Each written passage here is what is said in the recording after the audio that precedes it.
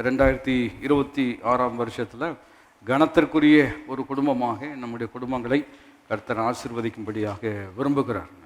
Honourable family, அப்படிப்பட்ட ஒரு நன்மை தேவன் நம்முடைய வாழ்க்கையில் கொண்டு வரும்படியாக விரும்புகிறார். எபேசியர் 6ஆம் அதிகாரத்தை மையமாக வைத்து நாம் இந்த சத்தியங்களை கற்றுக்கொள்ளும்படியாக இருக்கிறோம். அதில் விதமாக வேதம் நமக்கு போதிக்கிறது. முதல் 3 வசனங்களை நாம் இணைந்து வாசிப்பது நமக்கு மிகுந்த நன்மையையும் ஆசீர்வாதத்தையும் அருளக்கூடியதாக இருக்கிறது. எபேசியர் 6ஆவது அதிகாரம் முதல் 3 வசனங்கள். எஃபீசியன்ஸ் chapter 6 verse 3 verses of scripture இவ்விதமாக இருக்கிறது. பிள்ளைகளே, உங்கள் பெற்றோருக்கு கர்த்தருக்குள் கீழ்ப்படியுங்கள், இது நியாயம். உனக்கு நன்மை உண்டாயிருப்பதற்கும் பூமியிலே உன் வாழ்நாள் நீடித்திருப்பதற்கும் உன் தகப்பனையும் உன் தாயும் கனம் பண்ணுவாயாக என்பதே வாக்குத்தத்தமுள்ள முதலாம் கற்பனை இருக்கிறது என்று வேதம் சொல்கிறது. நம்ம கவனிக்கிறோம். கடந்த வாரத்தில் நாம் கவனிக்க ஆரம்பித்த சத்தியம் எப்படி இருக்கிறது என்று கேட்டால், இதுவே வாக்குத்தத்தமுள்ள முதலாம் கற்பனையாக இருக்கிறது என்று நம்ம கவனிக்கிறோம். பொதுவாகவே நாம் வருஷந்தோறும் ஆரம்பத்தில் அல்லது மாதந்தோறும் எல்லா நாட்களிலும் ஆரம்பங்களிலேயும் எதற்கு முக்கியத்துவம் கொடுக்கப்படுகிறது என்று கேட்டால், வாக்குத்தத்தங்களுக்கு நாம் என்ன செய்கிறோம்? முக்கியத்துவம் கொடுக்குறோம், குறையல்ல. ஆனால் வாக்குத்தத்தங்களே எதற்காக கொடுக்கப்படுகிறது என்று ஒரு கேள்வி கேட்போம் என்று சொன்னால், தேவனுடைய நோக்கங்கள், பர்பஸ் இல்லையா, தேவனுடைய தீர்மானம் நிறைவேறுவதற்காக தான் தேவன் வாக்குத்தத்தங்களை என்ன செய்கிறார்?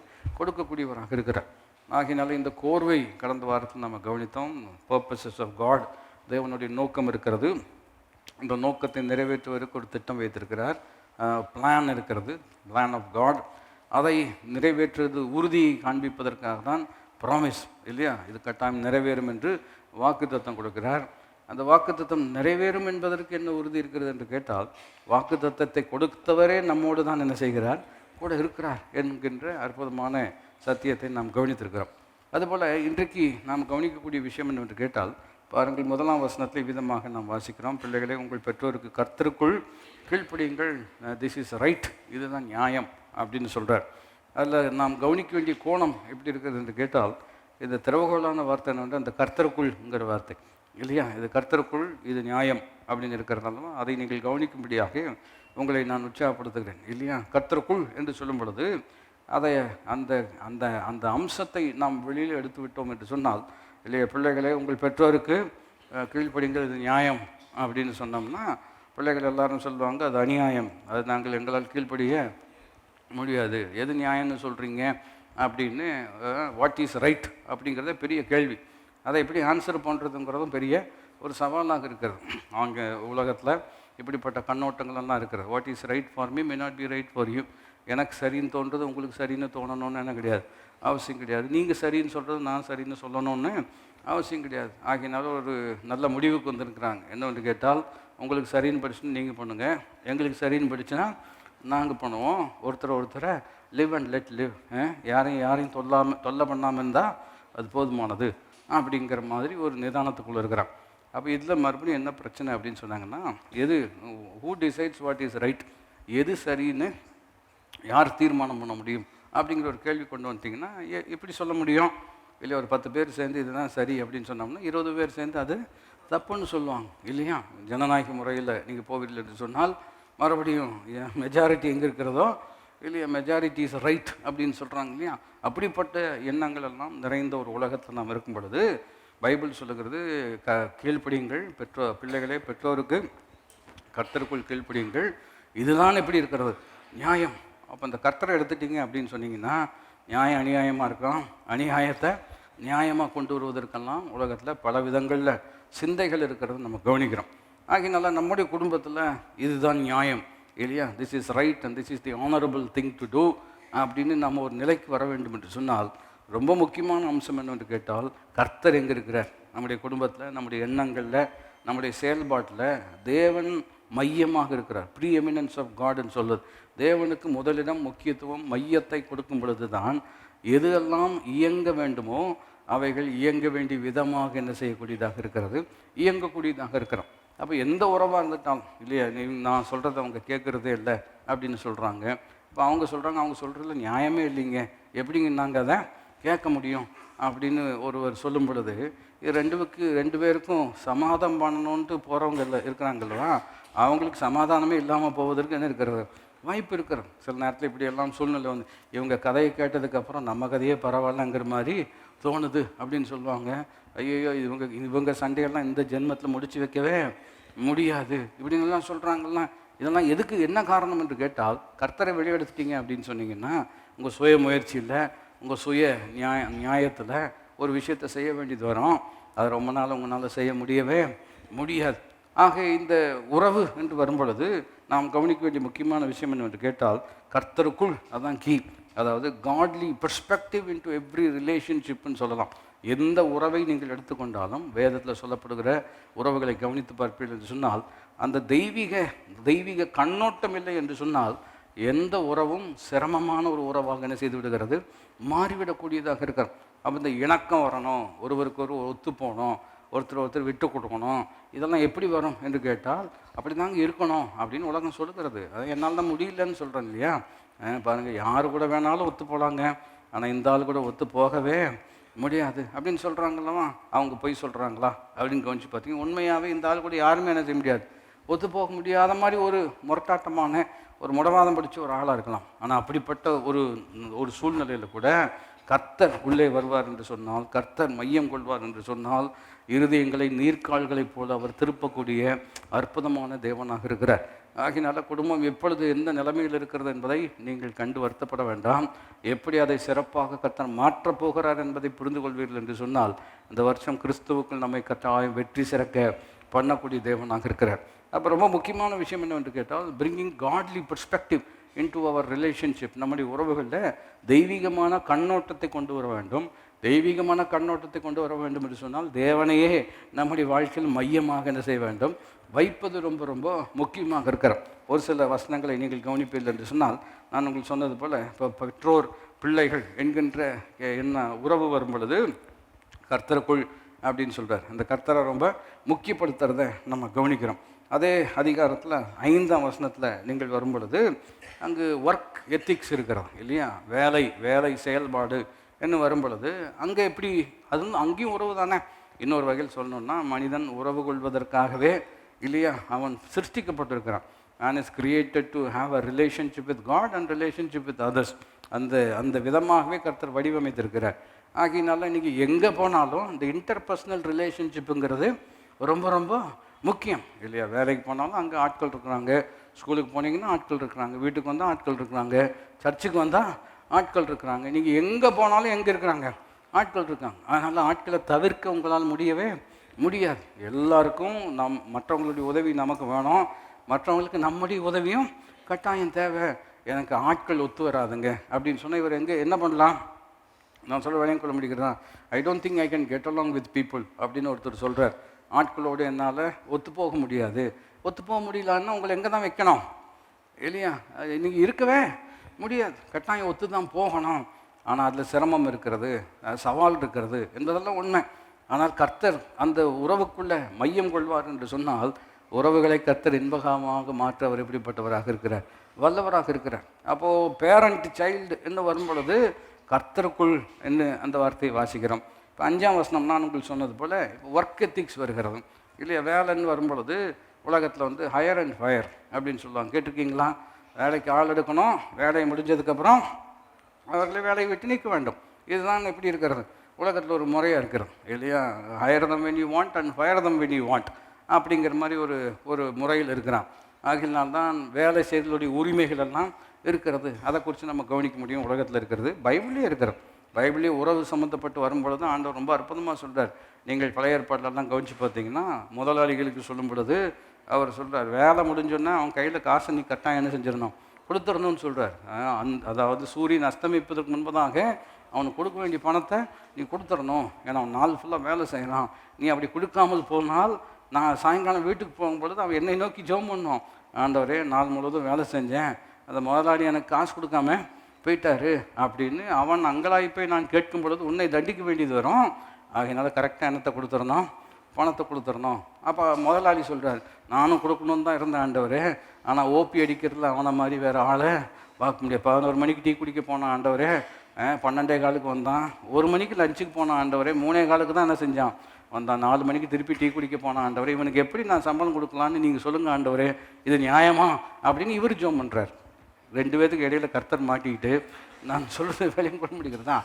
அப்படியெல்லாம் ஒன்றும் கிடையாது. அவர் ஞானம் உள்ளவர், ரொம்ப அற்புதமான சர்வ வல்லமுள்ள தேவன். ஆகினால்தான் வார்த்தைகளை சொல்லிக் கொடுக்குறார், எப்படி ஹேண்டில் பண்ணணும். மறுபடியும் கர்த்தரை வெளியே எடுத்துட்டீங்க அப்படின்னு சொன்னால், இப்போல்லாம் ப்ராஃபிட் மோட்டிவேட்டடாக தானே இருக்கிறது இல்லையா? பெரிய பெரிய கம்பெனிகள் எல்லாம் இருக்கிறது. அவங்களுக்கு எது ரொம்ப முக்கியமாக இருக்கிறது என்று கேட்டால், வேலை செய்யக்கூடிய நலனோ மற்றதெல்லாம் பெருசாக இருக்கிற மாதிரி சில நேரங்களில் நமக்கு தென்படுவதில்லை. மாறாக அவங்களுக்கு கணக்கு பிரகாரம் போன வருஷம் இவ்வளோ கோடி சம்பாரிச்சிருந்தோம், இந்த வருஷம் அதை காட்டலாம் அதிகமான கோடிகள் என்ன செய்ய வேணும், சம்பாதிக்க வேணும். ஒர்க் ஃபோர்ஸில் 10% செத்து போயிட்டாங்க, நான் போனால் போட்டேன், இந்த 10% வந்திருக்கிறது அல்லவா. இதுதான் நமக்கு. இப்படிப்பட்ட ஒரு உலகத்தில் இருக்கும் பொழுது, கர்த்தர் என்று வரும் பொழுது நான் சொல்கிறேன் பாருங்கள், இதில் இன்னொரு சவால் இருக்கிறது அல்லவா. சரி, நாங்கள் கர்த்தரை நம்பி அவர் சொல்கிற மாதிரி செய்கிறோம், ஆனால் முதலாளி கர்த்தரையும் நம்புறது இல்லை, அவரை முக்கியப்படுத்துகிறதும் இல்லை. அப்போ நாங்கள் நியாயமாக நடந்து அவங்க அநியாயமாக நடந்தால் அப்போ நம்ம ஏமாந்த மாதிரி ஆயிருமே அப்படின்னு ஒரு கேள்வி கேட்பது நியாயமாக இருக்கிறது. இது எல்லாமே வசனம் ஏற்கனவே முன்கண்டு இருக்கிறது. அதற்கான முன் ஏற்பாடுகள் எல்லாம் கர்த்தர் என்ன செய்திருக்கிறார். அதை இந்த சப்ஜெக்ட் சொல்கிறதுனால வசனத்தை சொல்லும்படியாக விரும்புகிறேன். நீங்கள் எதை செய்தாலும் கர்த்தருக்கென்று நீங்கள் செய்யும் பொழுது கர்த்தரிடத்திலிருந்து பலனை நீங்கள் பெற்றுக்கொள்வீர்கள். கொடுக்க வேண்டியவங்க கொடுக்காட்டாலும் கொடுக்கக்கூடியவர் கட்டாயம் கொடுப்பார். ஆகினால அப்படி தான் ஒரு கணத்தையும் கண்ணியத்தையும் கர்த்தர் நம்முடைய வேலை விஷயத்தில் என்ன செய்கிறார், கொண்டு வரக்கூடியவராக இருக்கிறார். 5ஆம் வசனத்துக்கு வரும்போது, வேலைக்காரரே நீங்கள் கிறிஸ்துவுக்கு கீழ்ப்படுகிறது போல இல்லையா, சரீரத்தின்படி உங்கள் எஜமான்களாக இருக்கிறவர்களுக்கு பயத்தோடும் நடுக்கத்தோடும் கபடற்ற மனதோடும் கீழ்ப்படிந்து. இதெல்லாம் நடக்கக்கூடிய முதலாளி பற்றி உங்களுக்கு தெரிஞ்சிருந்துச்சின்னு சொன்னால் இந்த மாதிரிலாம் எழுதவே மாட்டிங்க. ரொம்ப கடினமான ஆள், ரொம்ப வேலை வாங்கக்கூடிய ஆள், அப்படியெல்லாம் சொல்கிறதெல்லாம் உண்மை. ஆனால் மறுபடியும் அப்படிப்பட்ட சூழ்நிலையில் நம்முடைய செயல்பாடு யாரை மையப்படுத்தி இருக்க வேண்டும் என்று கேட்டால், அவர்களை மையப்படுத்தி அல்ல, யாரை மையப்படுத்தி இருக்க வேண்டும், கிறிஸ்துவை மையப்படுத்தி இருப்பது தான் ரொம்ப ரொம்ப முக்கியமாக நம்ம கவனிக்கிறோம். ஆகினால 6ஆம் வசனம் வரும்பொழுது, மனுஷருக்கு பிரியமாக இருக்க விரும்புகிறவர்களாக பார்வைக்கு. இந்த வசனம்லாம் வரும்போது சிசிடிவி கிடையாது எழுதும் பொழுது. இப்போ நீங்கள் பார்க்குறாங்கன்னு ஒளியும் செய்ய முடியாது, பார்த்துட்டே தான் இருக்கிறாங்க. நான் சொல்கிறது எத்தனை பேருக்கு புரிகிறது? கொஞ்சம் பேர் பார்க்குறீங்க, என்ன சொல்ல வராரு. மறுபடியும் மனுஷருக்கு பிரியமாக இருக்க விரும்புகிறவர்களாய் பார்வைக்கு. பார்வைக்கு ஊழியம் செய்யணும்னா என்ன அர்த்தம்? அவங்க பார்க்கும்போது வேலை செய்யுது, பார்க்கலன்னா வேலை செய்கிறது இல்லை. அதனால் இப்போ என்ன பண்ணிட்டாங்க, எல்லா பக்கம் என்ன வச்சுட்டாங்க, சிசிடிவி வச்சுட்டாங்க. அதனால் அவங்க பார்க்கணுன்னு பார்த்துட்டே தான் இருக்கிறாங்க. அப்படியே பார்க்காட்டாலும் ரீவைண்ட் பண்ணி என்ன செஞ்சுருவாங்க, பார்த்துருவாங்க. அதனால் வேறு வழி இல்லாமல் என்ன செஞ்சுட்டுருவாங்க மக்கள், அதையும் கண்டுபிடிச்சி வச்சுருவாங்க. சிசிடிவிக்கு எங்கே கனெக்ஷன் போகுதுன்னு பார்த்து. நீங்கள் சொன்னதான் நல்ல ஐடியா பாஸ்டர், கத்துற நான் சொல்கிறது உங்களுக்கு புரிகிறதா? அதாவது சில நேரத்தில் பிளைண்ட் ஸ்பாட்டெல்லாம் இருக்கிறோம். என்ன அதாவது திருடணும்னு ஒருத்தன் தீர்மானிச்சிட்டோம்னா அவன் கேட்டால் என்ன செய்வான், ஏமாற்றணும்னு நினச்சிட்டானா ஏமாற்ற தான் செய்வான் இல்லையா. அப்போது நம்ம ஊரில் சொல்கிறாங்க இல்லையா, கண்ணில் விளக்கெண்ணெய் ஊற்றிட்டு என்ன செய்கிறோம், நீங்கள் எந்த எண்ணெய் வேணால் ஊற்றிக்கலாம். ஆனால் இப்போது இன்னும் ஒரு காலத்தில் உங்களுக்கு உதாரணப்படுத்த வேண்டும் என்று சொன்னால், இது ஒரு பழைய உதாரணம் தான், ஆனால் ரொம்ப உண்மையாகவும் இருக்கிறோம் இல்லையா. ஒரு பெரிய யூரோப்பில் ஒரு பெரிய கார் கம்பெனி, அவர்கள் ஒரு செக்யூரிட்டி சிஸ்டம் க்ரியேட் பண்ண செக்யூரிட்டி சிஸ்டம், அதாவது கார் திருட்டு போகாமல் இருக்கிறதுக்கு ஒரு ஒரு அற்புதமான ஒரு அமைப்பு. பல மில்லியன் பவுண்ட்ஸ் எல்லாம் செலவு பண்ணி அதை நிர்ணயிச்சுட்டு அது வேலை செய்தா இல்லையான்னு பார்க்குறதுக்காக அந்த ஊர்லேயே இருக்கக்கூடிய மிகப்பெரிய கார் திருடனை கூப்பிட்டுருக்காங்க. இதுதான் R&Dன்னு சொல்கிறது, ரிசர்ச் அண்ட் டெவலப்மெண்ட்.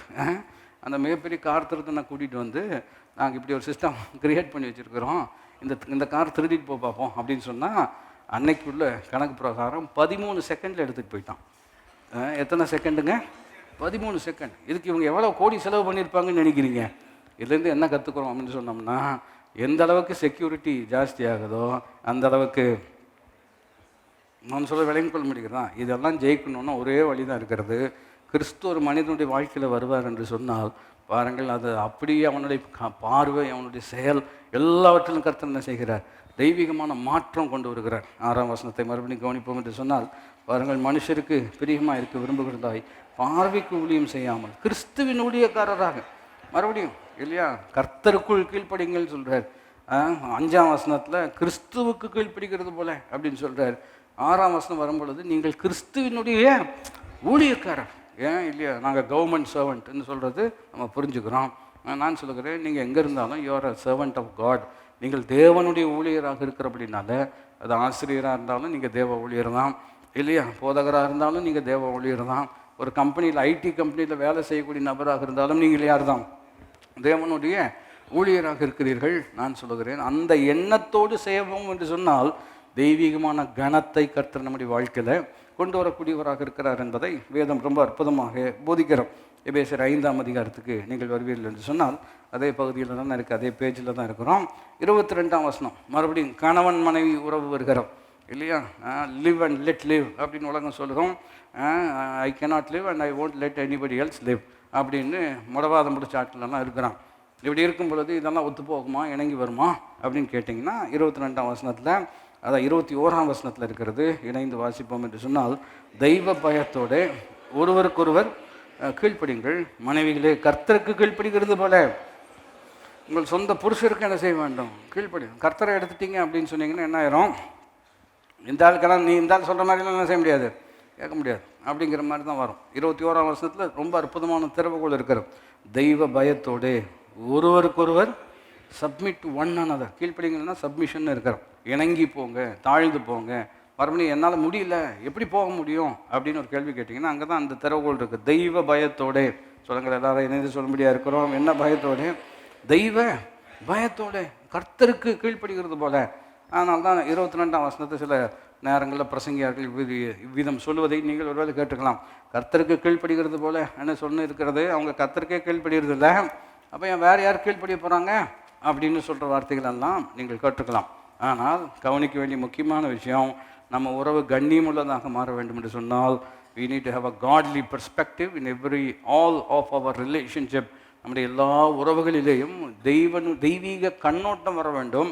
தெய்வீக கண்ணோட்டம் வரணும்னு சொன்னோம்னா தேவனே நம்முடைய வாழ்க்கையில் என்ன செய்ய வேண்டும், இருக்க வேண்டிய உயர்ந்த ஸ்தானத்தில் அவரை வைப்பது மிகவும் அவசியம். எபேசியர் 6ஆம் அதிகாரத்தில் 4ஆம் வசனம் பேரண்ட் சைல்டுன்னு வருது இல்லையா? இப்போ பிள்ளைகள் பெற்றோருக்கு என்ன செய்ய வேண்டும், கீழ்ப்படியணும்னு சொல்கிறாரு. அப்போ பெற்றோர் பிள்ளைகளை எப்படி நடத்தணும் அப்படின்னு சொல்லும் பொழுது மறுபடியும் கர்த்தர் என்கின்ற அந்த அம்சம் எவ்வளோ முக்கியம் என்பதை நீங்கள் கவனிக்கும்படியாக உங்களை உற்சாகப்படுத்துகிறோம். 4ஆம் வசனத்தில், பிதாக்களே நீங்களும் உங்கள் பிள்ளைகளை கோபப்படுத்தாமல் கர்த்தருக்கேற்ற சிச்சையிலும் போதனையிலும் அவர்கள் என்ன செய்வீர்கள், வளர்ப்பீர்களாக இருக்கிறோம்.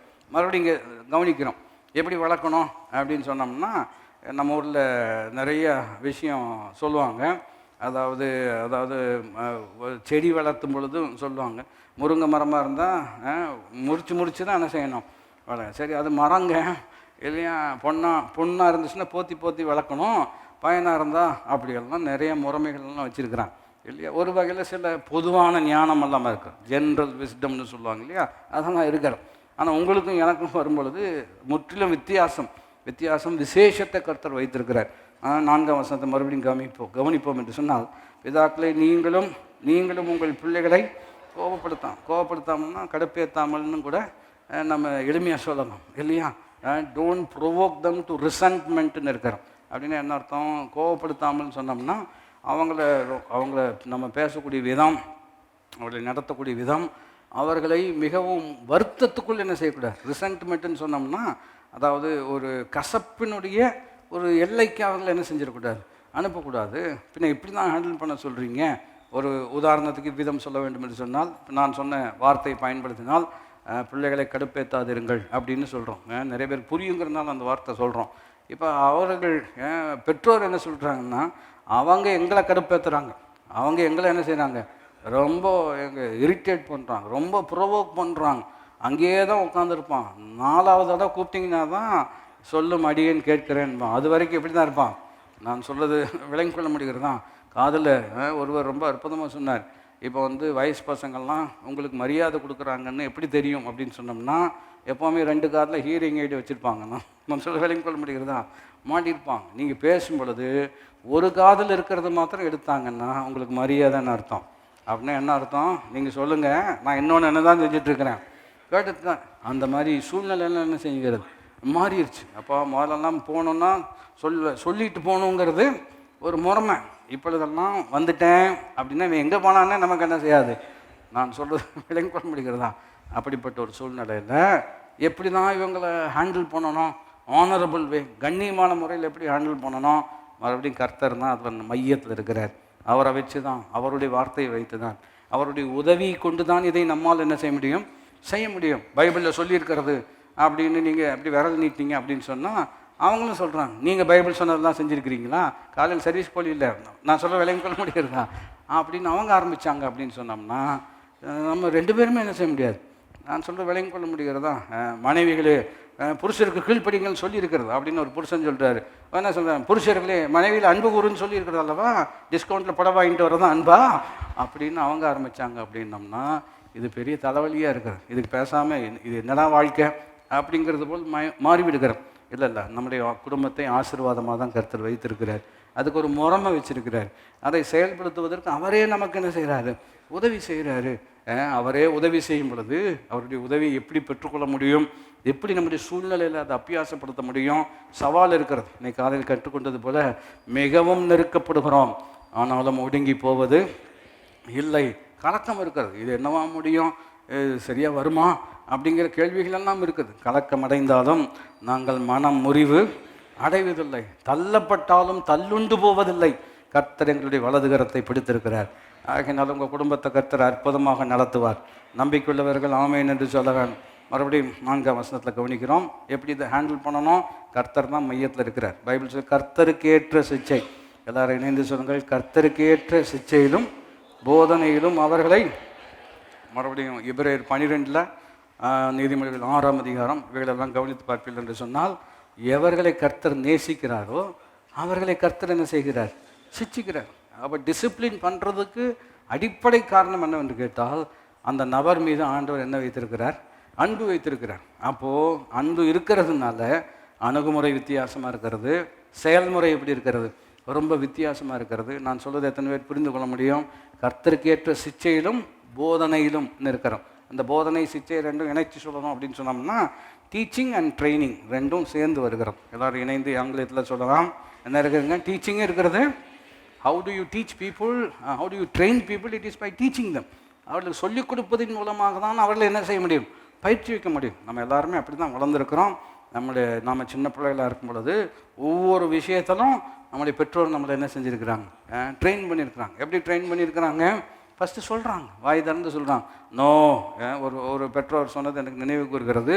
அவங்களுடைய பிள்ளை வாய் திறந்து பேசின ஃபஸ்ட்டு வார்த்தையே நோ. ஏன்னா சின்னதில் குறும்பு, அப்போ தான் தவழுது, அப்போவே எல்லாத்தையும் இழுக்கிறது, எல்லா வேலையும் பண்ணுறது. அதனால் அந்த பிள்ளை மூவ் ஆச்சுனாலே நோ நோ நோ அப்படின்ட்டு இருப்பாங்க. ஏன்னா அப்படி தான் இருந்தது. அதனால் அது வாய் திறந்து சொன்ன ஃபஸ்ட்டு வார்த்தை என்ன தான், நோ அப்படிங்கிற மாதிரி அவங்க சொன்னாங்க. மறுபடியும் சின்ன விஷயம் சொல்லி கொடுத்தான் இல்லையா, இப்படி தான் பேசணும். நமக்கு பேச்சு வந்தது அல்லவா, பேச்சு எப்படி பேசி பழகிட்டோன்னு நினச்சிங்க.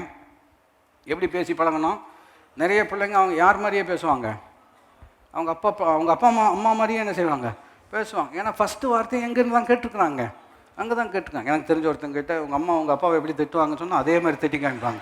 நான் சொல்ல முடிகிறதா, எல்லாமே யாருக்கிட்டேருந்து தான் பழகுறாங்க, பெற்றோர். அப்போ கர்த்தருக்கு ஏற்ற சிச்சை அப்படின்னு வரும் பொழுது அவர் உங்களுக்கு எப்படி சொல்லித்தராரோ அப்படி நீங்கள் அவங்களுக்கு சொல்லித்தாங்க. அதுதான் அதனுடைய எளிமையான வழக்கம்.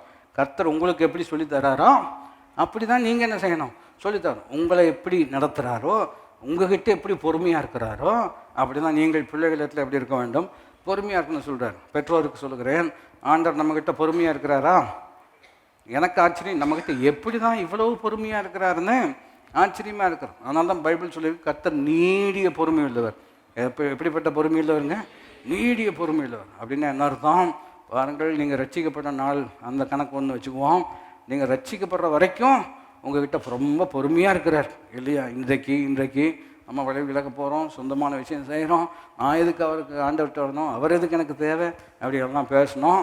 ஆனால் ஒரு நாளில் கிருபையாக என்ன செய்கிறோம், ரட்சிக்கப்படுகிறோம். கிருபையினால் விசுவாசத்தை கொண்டு நாம் என்ன செய்திருக்கிறோம், ரட்சிக்கப்பட்ட நாளிலிருந்து இந்நாள் வரைக்கும் இன்னமும் கர்த்தர் எப்படி இருக்கிறாரு, பொறுமையாக தான் இருக்கிறார் இல்லையா. அப்போ அவர் நம்மகிட்ட பொறுமையாக இருக்கும் பொழுது நாம் மற்றவங்களை டீல் பண்ணக்கூடிய விஷயம் பிள்ளைகள் விஷயத்தில் வரும் பொழுது எப்படி தான் இருக்க வேண்டும், பொறுமையாக இருக்கணும். சர்ச்சில் நல்லா தலையாட்டி சொல்லிடலாம், ஆனால் வீட்டில் தானே நமக்கு சவாலாக இருக்கிறது. எத்தனை நாள் இவங்கக்கிட்ட பொறுமையாக இருக்க முடியும் அப்படிங்கிற கோவம். ஏன்னா ஒரே தப்பை திரும்ப என்ன செய்கிறாங்க, செஞ்சுட்டே இருக்கும் பொழுது இல்லையா நமக்கும் கோபம் வருது. மறுபடியும் எப்படி ஹேண்டில் பண்ண முடியும், மறுபடியும் கர்த்தரை மையத்தில் வச்சோம்னா தான் அப்படிப்பட்ட ஒரு சவாலான சூழ்நிலை, நெருக்கமான சூழ்நிலை, அதையும் சரியான முறையில் கையாள கர்த்தர் நமக்கு கிருபை செய்வார். கெட்டகுமாரன் திரும்பி வர்றார். பிதா எப்படி ஹேண்டில் பண்ணுறார், அவங்க தகப்பன் எப்படி ஹேண்டில் பண்ணுறார், அவங்க மூத்த மகன் எப்படி ஹேண்டில் பண்ணுறாரு இல்லையா? 2 பேர் ஹேண்டில் பண்ணுறதுல எப்படி இருக்கிறது, ரொம்ப வித்தியாசம். மூத்த மகன் பேசுகிற பேச்சு கவனிச்சு பார்த்தீங்கன்னா உம்முடைய மகன் அப்படிங்கிறான். எப்படி சொல்கிறாருங்க? உம்முடைய மகன். உம்முடைய மகன் உனக்கு யார் இல்லையா?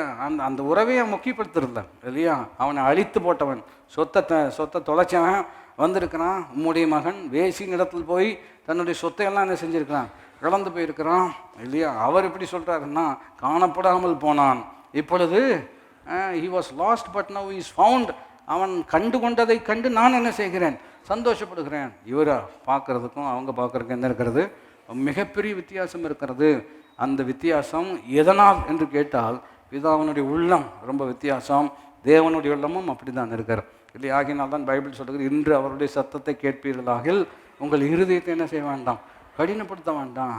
இன்றே ரட்சணிய நாள், இதுவே அனுக்கிரக காலம். சிலதெல்லாம் ரொம்ப ஆச்சரியமாக இருக்குது, ஆண்டவர் எப்படி ஹேண்டில் பண்ணுறார். ஆகாப் கேள்விப்பட்டிருக்கீங்களா?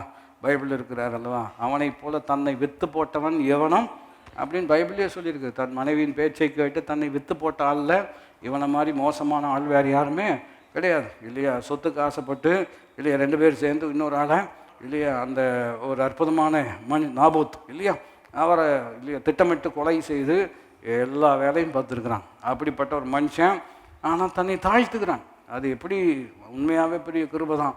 தாழ்த்தும் பொழுது ஆண்டவர் சொல்கிறாரு, அவன் தன்னை தாழ்த்தி நான் பார்த்தாயா, ஆகினால நான் அவனை என்ன செய்ய போகிறதில்ல, தண்டிக்க போகிறதில்ல. நீங்களும் நானுமா இருந்தோம்னா, இல்லை ஆண்டவர் அப்படி விட்டோம்னா மற்றவங்களுக்கெல்லாம் தப்பான பாடமாக போயிடும், 4 போட்டிங்கன்னா தான் அவன் என்ன செய்வான், சரி அவன் நம்ம சொல்கிறோம் அல்லவா? அப்போ ஆண்டவர் சொல்கிறார், அப்போனா இன்னும் 8 போட்டிருக்கணும், அப்போனா வேண்டாம், அப்போ ஆகாப்பையும் விட்டுருங்க எங்களையும். நான் சொல்கிறது விளையும் கொள்ள முடிகிறதா? நம்ம மேலே எவ்வளோ கிருபையாக இருந்திருக்கிறார். எத்தனை பேர் அதுக்கு ஆமேன் என்று சொல்ல முடியும்? நீர் எங்களுடைய பாவங்களை கவனித்திருப்பீர் என்று சொன்னால் யாரும் உடைய சமூகத்தில் வந்து நிற்க முடியும். மறுபடியும் பெற்றோர் பிள்ளை என்று வரும்பொழுது கஷ்டமாக தான் இருக்குது, சவாலாக தான் இருக்கிறது, நஷ்டத்தை ஏற்படுத்துகிறார்கள் இல்லையா? சில நேரம் சொல்கிறாங்க இல்லையா, கஷ்டப்பட்டு பொதுவான வார்த்தை சொல்ல, நாய்படா பாடுபாட்டு வெயிலையும் மழையிலையும் நனைஞ்சு சம்பாரிச்சிட்டு வந்து பேச்சு கேட்டு வந்து ஃபீஸை கட்டினோம்னா அவன் என்ன சொல்கிறான், பேப்பர் கஷ்டமாக இருந்துச்சு என்ன பண்ண சொல்கிறீங்க, நான் படித்ததை அவங்க கேட்கல. எப்படி சொல்கிறாங்க, நான் படித்ததை அவங்க, நான் படித்ததை கேட்டிருந்தா என்ன செஞ்சுருப்பேன். நான் சொல்கிறது விளங்கி கொள்ள முடிகிறதா? இப்படியெல்லாம் சொல்லக்கூடிய வார்த்தைகள் வரும் பொழுது இல்லையா, சும்மா இருக்கிற ஆளுக்கு ஏதாச்சும் வியாதி என்ன செய்யுது. நான் சொல்ல முடிகிறதா? இப்படிப்பட்ட சூழ்நிலையிலும் கர்த்தர் நமக்கு வெற்றி வைத்திருக்கிறார். எப்படி என்று கேட்டால், நம்மளோட குடும்பத்தில் அவர் தான் தலைவர், அவர் தான் மையம். அதனால் கர்த்தருக்கேற்ற சிச்சைன்னு சொல்லும் பொழுது அவர் எப்படி ஹேண்டில் பண்ணுறாரு, மறுபடியும் எப்படி தான் ஹேண்டில் பண்ணுறாரு நமக்கு எப்படி தெரியும்? அவர்கிட்ட தான் என்ன செய்யணும், கற்றுக்கொள்ளணும். அவரோடு நமக்கு இருக்கக்கூடிய உறவின் விளைவு தான் நாம் மற்றவர்களோடு இருக்கக்கூடிய உறவில் சிறப்பான நிலைமைக்கு என்ன செய்ய முடியும், வரக்கூடியவர்களாக இருக்கிறோம். எபேசியர் 6:4 அதை நம்ம கவனிக்கிறோம். எபிரேயர் 13 அங்கேயும் அதே தான் இல்லையா? மறுபடியும் இன்னொரு செட் ஆஃப் ரிலேஷன்ஷிப் இருக்கிறது. இது எப்படி இருக்கிறது என்று கேட்டால், லீடர்ஸ் அண்ட் டிசைபிள்ஸ் இல்லையா? தலைவர் இருக்கிறாரு, தொண்டர் என்கின்ற வார்த்தையை நீங்கள் பயன்படுத்தலாம்.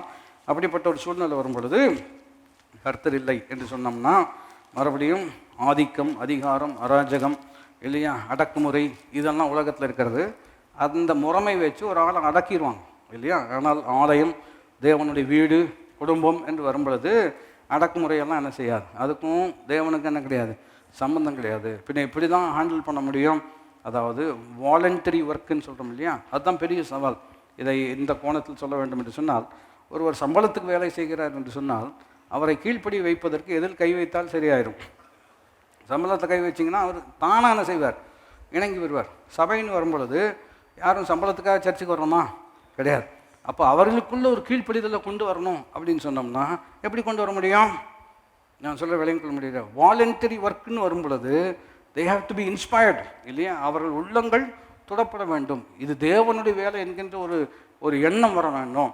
கீழ்ப்படிவதனால இவனுக்கு எதுக்கு நான் கீழ்ப்படியணும் என்கின்ற எண்ணம் போய் நான் செய்வது அவருக்கென்று நான் என்ன செய்கிறேன், இந்த மனப்பக்குவமெல்லாம் வர வேண்டும் என்று சொன்னால் தேவன் இல்லாத பட்சத்தில் இவைகள் நடப்பதற்கு வாய்ப்பே கிடையாது. எத்தனை பேர் புரிந்து ஆமேன் என்று சொல்ல முடியும்?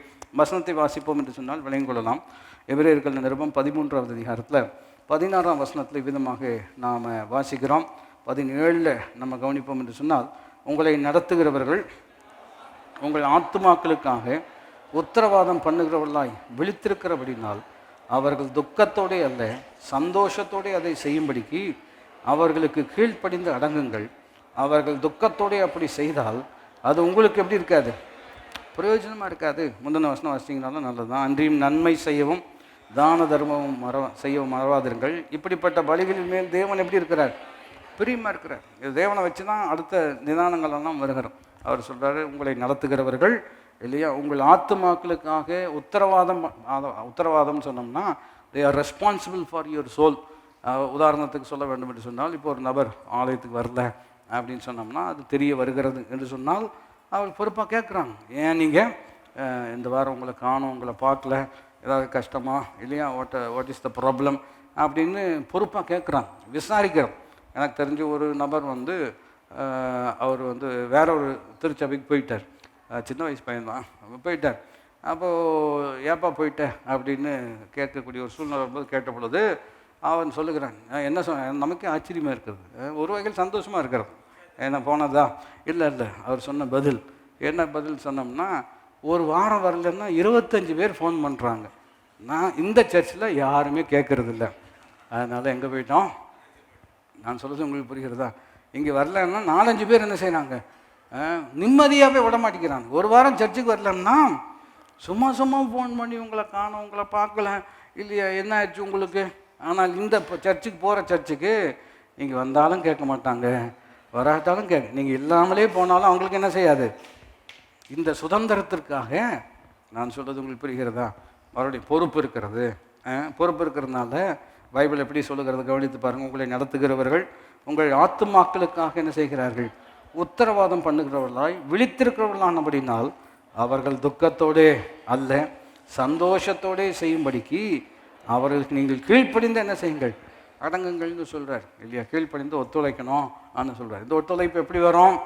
மறுபடியும் நான் முன்பு சொன்னது போல், பணம் சம்மந்தப்பட்டிருந்தால் பணத்தை வைத்து ஒரு மனுஷனை கீழ்ப்படி வைக்க முடியும். ஆனால் அது பணம் சம்மந்தது இல்லையா, இது பண்பு சம்மந்தப்பட்ட விஷயம். சொல்லுங்கள், இது என்ன சம்மந்தப்பட்ட விஷயம்?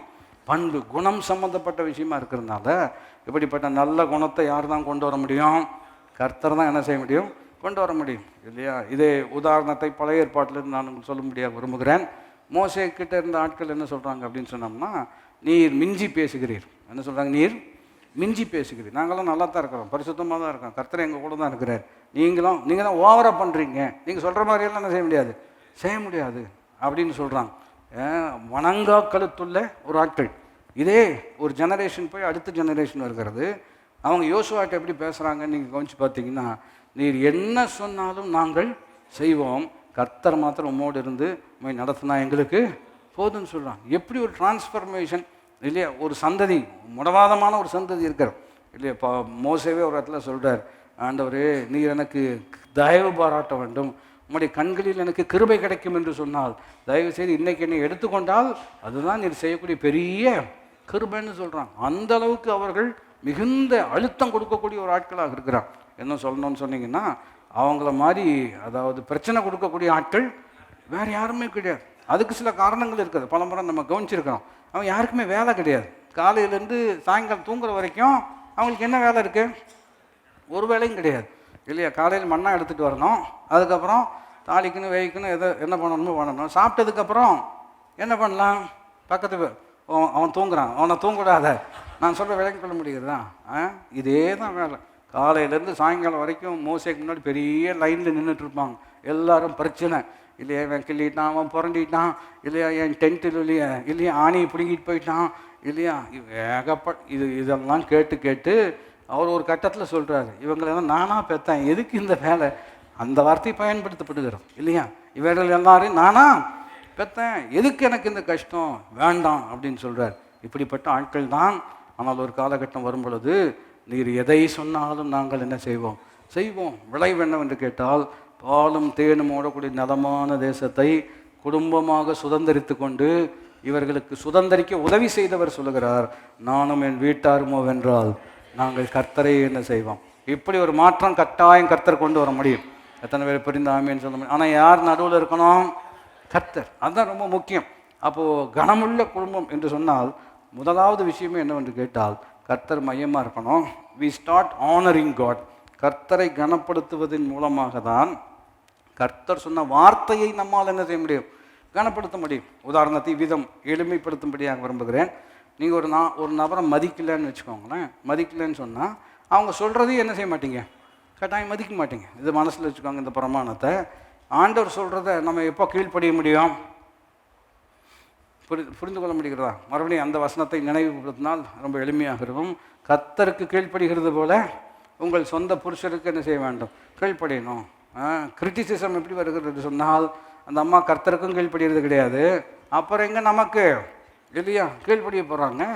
அவரையே மதிக்கிறது இல்லை, அவருக்கே முக்கியத்துவம் கொடுக்கறது இல்லை, அவருடைய வார்த்தையே மதிக்கிறது இல்லை. அதுக்கப்புறம் எங்கே நம்ம வார்த்தையெல்லாம் என்று சொல்வது புரிந்து கொள்ளக்கூடியதாக இருக்கிறோம். நான் சொல்கிறேன், நம்முடைய வாழ்க்கையில் கண்ணியம் வர வேண்டும், தேவனுக்கு கனம் வேண்டும் என்று சொன்னால் first we start by honouring God. கர்த்தரை நாம் என்ன செய்ய வேண்டும்? கனம் பண்ண வேண்டும். அப்படின்னா என்ன அர்த்தம்? எப்படி கனம் பண்ண முடியும்? அங்கே 2 முக்கியமான பிரமாணம் இருக்கிறது. இது நம்முடைய வாழ்க்கையில் செயலாக்கம் வரும் பொழுது தான் ஆண்டவர் சொன்ன மாதிரி கர்த்தருக்குள் அவர்களை சிச்சிக்க முடியும். கர்த்தருக்கு கீழ்ப்படுகிறது போல கீழ்ப்படிய முடியும். மனுஷருக்கு பிரியமாக பார்வைக்கு வேலை செய்யாமல் கர்த்தருக்கென்று கிறிஸ்தவ ஊழியனாக நீங்கள் பணிபுரிய முடியும். அப்பொழுது அவரிடமிருந்து கனத்தை நீங்கள் என்ன செய்வீர்கள்? பெற்றுக்கொள்வீர்கள். அப்படின்னா என்ன அர்த்தம் என்று ஒரு கேள்வி கேட்போம் என்று சொன்னால் பாருங்கள், விதமாக நாம் அதை கற்றுக்கொள்ளும்படியாக விரும்புகிறோம். 2 முக்கியமான விஷயம். To honour God is to love God. கர்த்தரை கனம் பண்ண வேண்டும் என்று சொன்னால் முதலாவது அவரில் அன்பு கூறுவது தான் அவரை கனம் பண்ணுவது. சொல்லுங்கள், அன்பு கூறுவதை தான் அவரை கனம் பண்ணுவது. ஏன் அது ரொம்ப முக்கியம் என்று நீங்கள் கவனித்து பார்ப்பீர்கள் என்று சொன்னால் பிரதான கற்பனை இல்லையா, பிரதான கட்டளை உலகம் எங்கும் போய் சகல சிருஷ்டிகளுக்கும் சுவிசேஷத்தை என்ன செய்ய வேண்டும்? அதுதான் கிரேட்டஸ்ட் கமாண்ட்மெண்ட்டுன்னு சொல்கிறது இல்லையா. கமிஷன் என்று சொல்வார். கமாண்ட்மெண்ட் என்று சொல்லும் பொழுது என்ன? உன் தேவனாகி கர்த்தரை உன் முழு ஆத்மாவோடும் உன் முழு மனதோடும் உன் முழு பலத்தோடும் அவரில் என்ன செய்வாயாக? அன்பு கூறுவாயாக அப்படின்னு சொல்கிறார் இல்லையா. அன்பு கூறுவது ஏன் முக்கியம் என்று கேட்டால், அன்பு கூறினால்தான் அதனோடு இணை வசனம் வருகிறது. எப்படி என்று கேட்டால், அன்பு கூர்ந்து அவருடைய கற்பனைகளுக்கு நீ என்ன செய்வாயாக? செவி சாய்ப்பாயாக அல்லது கை கொள்வாயாக என்பது தான் நம்முடைய கருத்தாக இருக்கிறோம். நாம் அந்த வசனத்தை விதம் கவனிப்போம் என்று சொன்னால், to honour God is to love God and to love God is to obey his word. அதாவது கர்த்தரை கனம் பண்ணுவது என்று சொன்னால் அவரில் அன்பு கூறுவது, அவரில் அன்பு கூறுவது என்று சொன்னால் அவருடைய வார்த்தைக்கு கீழ்ப்படிவது.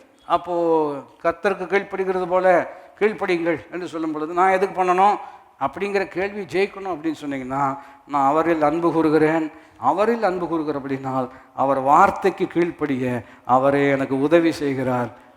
அதன் அடிப்படையில் தான் நம்ம வாழ்க்கையில் தெய்வீகமான நன்மை வரக்கூடியதாக இருக்கிறது. அவரை எடுத்துட்டீங்க, அவர் மேலே இருக்கிற அன்பு இல்லை, அவர்னால் வரக்கூடிய ஒத்தாசை இல்லை என்று சொன்னால், வெறும் ரூல்ஸ் மாத்திரம் இருந்தால் நாம் அதை ஒருபோதும் கடைபிடிக்க முடியவே முடியாது. இன்னொரு பிரமாணம் நாம் கற்றுக்கொள்வது நல்லது. Where there is rules and no relationship there will always be ரெபெல்லியன்னு சொல்லுவாங்க. அதாவது எங்கு சட்டங்கள் இருக்கிறது ஆனால் உறவு இல்லை என்று சொன்னால் அங்கு கட்டாயம் எதிர்ப்பு தான் என்ன செய்யும். நீங்கள் என்ன சொல்கிறது, நான் என்ன கேட்குறதுங்கிற ஒரு, ஆனால் சட்டம் இருக்கிறது, அதே சமயத்தில் உறவு இருக்கிறது என்று வரும் பொழுது அற்புதமான ஒரு கீழ்ப்படிதல் நம்முடைய வாழ்க்கையில் வரக்கூடியதாக இருக்கிறது. ஆனரிங் காட், லவ்விங் காட் என்று சொல்லும் பொழுது எப்படிங்க அவர் மேலே அன்பு கூற முடியும் அப்படின்னு ஒரு கேள்வி கேட்டிங்கன்னா, மறுபடியும் வசனங்கள் நமக்கு உதவியாக இருக்கிறோம். பரிசுத்த ஆவியானவர் மூலமாக தேவனுடைய அன்பு நம்முடைய உள்ளங்களில் என்ன செய்யப்பட்டிருக்கிறது? ஊற்றப்பட்டிருக்கிறது. நான் ஆண்டவரை ரொம்ப அன்பு கூற போகிறேன். பாட்டு இருக்கிறதல்லவா, அன்பு கூறுவேன் இன்னும் அதிகமாய் இல்லையா அண்ணன் இருக்கிறதாலவா. எப்படி இன்னும் அதிகமாக அன்பு கூற முடியும்? மறுபடியும் இது நாம வருவித்து கொள்ளக்கூடிய ஒரு விஷயமா அப்படின்னு கேட்டிங்கன்னா, நாம வருவித்து கொள்வோம் என்று சொன்னால் சவால் வரும்பொழுது இது என்ன ஆயிரும்? போயிடும். இது ஒரு ஃபீலிங்காக மாத்திரம் இருந்துச்சு அப்படின்னு சொன்னோம்னா, ஃபீலிங்ஸ் ஆர் ஆல்வேஸ் ஃப்ளீட்டிங்னு சொல்லுவாங்க. ஃப்ளீட்டிங்னா என்ன அர்த்தம் பாருங்கள், ஒரு வகையில் எளிமைப்படுத்த வேண்டும் என்று சொன்னால், உணர்ச்சி மேகம் மாதிரி. உணர்ச்சி எப்படி இருக்கிறதுங்க?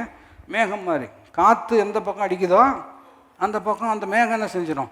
விலகிடும். நான் சொல்வது விளங்கிக் கொள்ள முடிகிறதா? ஆகினால இன்றைக்கு உணர்ச்சி பொங்கல் இருக்கலாம், ஆனால் தூங்கி எந்திரிச்சதுக்கப்புறம் அந்த உணர்ச்சி சுத்தமாக இல்லாமல் போவதற்கும் வாய்ப்பு இருக்கிறோம். ஆகினால்தான் திருமண உடன்படிக்கையெல்லாம் வரும் பொழுது உணர்ச்சிகளை முக்கியப்படுத்தாமல் உணர்வை முக்கியப்படுத்தி தான் வாக்குறுதிகளை என்ன செய்யப்படுகிறது, கேட்கப்படுகிறது இல்லையா? ஐ லவ் யூ இல்லை, ஐ வில் லவ் யூ. ஐ வில்னு சொல்லும் பொழுது நான் உன்னை நேசிப்பேன், ஆதரிப்பேன் இல்லையா என்று வாக்கு கொடுக்கிறேன் என்று இருக்கிறது அல்லவா? எப்போ வாக்கு கொடுக்கிறேன் என்று கேட்டால், நன்மையிலும் தீமையிலும், வாழ்விலும் தாழ்விலும், சுகத்திலும் சுகவீனத்திலும், தேவன் நம்மை வைக்கும் எந்த சூழ்நிலையாக இருந்தாலும் நான் உன்னை நேசிக்கவும் ஆதரிக்கவும் கனப்படுத்தவும் காப்பாற்றவும் வாக்கு கொடுக்கிறேன் என்று சொல்லும் பொழுது, இது சூழ்நிலையையோ அல்லது வெறும் உணர்ச்சிகளை சார்ந்ததல்ல. எந்த சூழ்நிலையாக இருந்தாலும் இதை நான் கட்டாயம் என்ன செய்வேன். யாரை நம்பி இந்த வாக்கை கொடுக்குறீங்க? எப்படி இது உங்களால் முடியும்னு நினச்சி சொல்கிறீங்க? இதனால் ஒருத்தர் எப்படி சொல்கிறாங்கன்னு சொன்னோம்னா, சொல்லிட்டு செய்ய முடியலன்னா அது பெரிய தப்பாக போயிடும். அதனால் சொல்லாமையே இருக்கலாம், வரும்போது பார்த்துக்கலாம். நான் சொல்வது நீங்கள் சிந்திக்கிறீர்கள் என்று நம்புகிறேன். வாக்கு கொடுத்துட்டு வாக்கு காப்பாற்ற முடியலன்னா தப்பாக போயிடும். அதனால் வாழுவோம், எப்படி வருதுன்னு பார்ப்போம். நல்ல ஐடியா மாதிரி தோணுதா? இல்லை, வாழவே முடியாது. ஏன்னா இது தேவனுக்கு மிஞ்சின ஞானம் என்று ஒன்றும் கிடையாது. பார்ப்போம், ஒத்து வந்துச்சுன்னா இருப்போம், ஒத்து வரலன்னா விட்டுருவோம். After all we were never married in the first place அப்படின்னு ஆர்கியூ பண்ணுவாங்க. நான் சொல்கிறேன், அது தெய்வீகமான முறைமையே அல்ல. தேவனை மையமாக வைத்தால்தான் அவருடைய வார்த்தைக்கே நம்மால் என்ன செய்ய முடியும், கீழ்ப்படிய முடியும். நாம் கவனித்து கொண்டு இருக்கக்கூடிய விஷயம் என்னவென்றால், how can I love God? ஆண்டவரே, நான் இன்னும் 2026 இன்னமும் நான் உம்மை அதிகமாய் நான் நேசிக்க விரும்புகிறேன், இன்னும் நான் நேசிக்கணும், இன்னும் நிறைய விஷயங்கள் உமா காட்டணும், அதிகமான மற்ற விஷயங்கள் மேலே கொஞ்சம் இழுப்பெல்லாம் என்ன செய்யுது, இருக்க தான் செய்யுது இல்லையா? ஒரு சின்ன பிள்ளைங்க விளையாண்டுட்டு இருந்தாங்க எங்கள் ஒரு ஃபேமிலி ஃபங்க்ஷனில். அப்போது கவனிச்சுட்டு தான் இருந்தோம். இதே தான் வேலைன்னு கவனிக்கக்கூடிய ஒரு சூழ்நிலை இல்லையா? அப்போது அவங்க சின்ன பிள்ளைங்க தான், எல்லோரும் 5-6 வயசு அப்படி. அப்போது ஒருத்தங்க அவங்க தான் டெசிஷன் ஆப்ஷன் கொடுக்குறாங்க. அப்போ அவங்க சொல்கிறாங்க, do you want heaven or hell அப்படின்னு சொன்ன உடனே அந்த அந்த இன்னொரு நபர், அதாவது 4-5 வயசு தான், ஹெவன் அப்படின்னு சொன்னோன்னே, you are made the right choice அப்படின்னு அவர் ஹெவனுக்கு போயிடுறாரு. அடுத்த ஆப்ஷன் வந்துச்சு, do you want Jesus or money அப்படின்னு சொன்னாலும் கவனி, மணி அப்படிங்கிறான் அவன். நான் சொல்கிறது விடைக்கு முடிக்கிறதா? எவ்வளோ வயசாச்சு? 4 வயசு தான் ஆச்சு. அப்போது இயற்கையாகவே நமக்கு அவர் மேலே ஒரு அன்பு வரணுங்கிறது சாத்தியமான விஷயமே அல்ல. மனுஷனுடைய இருதயம் பொல்லாங்காக இருக்கிறது. சொல்கிறேன், தேவனை தேடுகிற உணர்வுள்ளவன் ஒருவனும் இல்லை. அப்படிப்பட்ட ஒரு நிலையில் எப்படிங்க அவர் மேலே அன்பு கூற முடியும்?